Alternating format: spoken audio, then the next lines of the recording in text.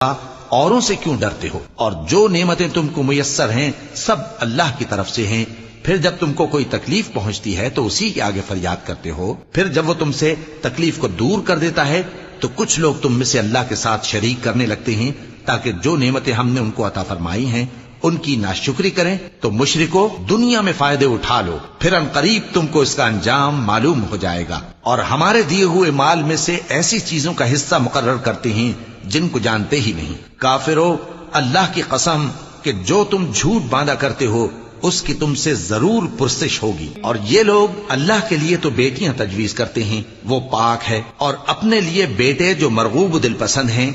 और जब उनमें से किसी को बेटी के पैदा होने की खबर मिलती है तो उसका मुंह गम के सबब काला पड़ जाता है और वो अंदर ही अंदर घुटने लगता है। और उस खबर बद के सबब जो वो सुनता है लोगों से छुपता फिरता है, सोचता है कि आया जिल्लत बर्दाश्त